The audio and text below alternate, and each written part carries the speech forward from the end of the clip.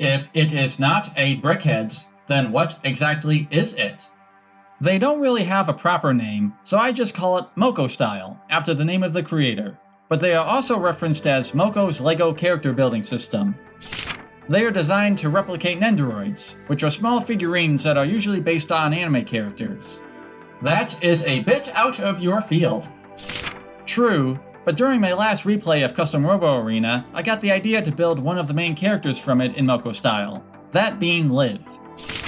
But that was 6 years ago. Well, now it seemed like the perfect time since I just built the final boss from the same game.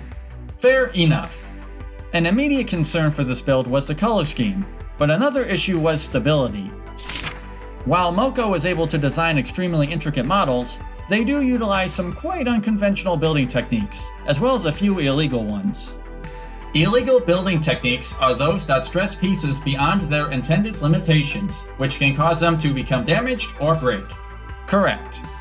For instance, here at the shoulder, this 1x1 tile with clip cannot completely attach to the 1x1 tap. Now Moko has provided other methods to mount the arms, namely this one length bar with clip. However, since I'm building the arms in bright pink, I don't have any piece that could actually connect to it, so I came up with a modified assembly that utilizes 1x1 round bricks with the stud on the side. Does that not make the arms a bit stiff to move? A little, but given my options, I'll take it. One of the reasons Moko's figures look so good is that there are no anti-studs on the back. That is easier for the hair since there is more space inside the head, but the torso is quite crammed. For my build, I used this 1x2 round brick with bars and 2 1x1 plates with vertical clip to achieve stud inversion. Speaking of the head, it provided some unique challenges, no? That's right. I only found one of Moko's figures that had a full-sized hat, so I had to go at her baseball cap without any proper guidance. It also didn't help that it's on crooked, and was one of those instances that, though it worked just fine in the computer, the mounting point had to be redesigned so it worked properly in real life. This is why it is best to build a real-life prototype when designing complex models or utilizing unfamiliar pieces. Indeed. But I'm not super happy about the right side of the top of the hair, with the only thing making it look kind of okay being some 1x2 ingots. But fortunately that section is covered by the floof in the front. Then there was her bubble ponytail, and yes, that is an actual thing I had to look up because I had no idea what to call it. Anyway, Nendoroids have a conundrum when it comes to head accessories, and will sometimes come with 2 different sizes of the same item, one for the head and a miniature one to hold.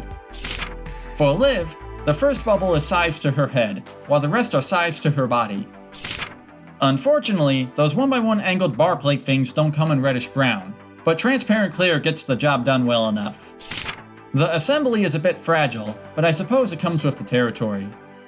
We cannot go any further without talking about the main feature of the Moko style build. Of course we're going to talk about the eyes with that ridiculously clever eyelash technique. And Moko has created not 1, not 2, but 7 different eyelash styles, with one of them being more illegal than the others. For Liv, I opted for face type A, as well as face type C, since she often has a bit of a stern look. Unfortunately, they are not directly interchangeable like Nendoroids, but it's not a particular issue. Your physical prototype looks a bit like 6 from Little Nightmares. Now that you mention it, she would actually make a pretty good Moko figure. Except for the fact that she has no visible eyes, which is the main draw of them. I suppose. So what do you think of the Moko style, now that you have built one yourself? Well, they're a little on the unstable side, which one would expect given the disproportions, and you could always add a stand if you wanted more support. But I don't see me building many of them, partially because characters within my sphere of interest wouldn't particularly benefit from those expressive eyes, and I'm generally content with the BrickHeadz format, with Liv being an exception. The plain doll from Bloodborne seems like it would fit, as well as just about anyone from Animal Crossing. True.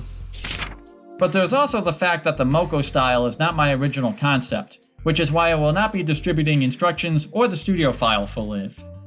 It is understandable that Moko is cautious with others using their work, as there are quite a few occasions of LEGO MOC designs being stolen and sold as cheap knockoff products. Regardless, you can still find the complete gallery for Liv in the description, as well as Moko's YouTube channel where you can watch how to build videos to make your own Moko style figure. But that's it for this video. Thanks for stopping by. Have a good one.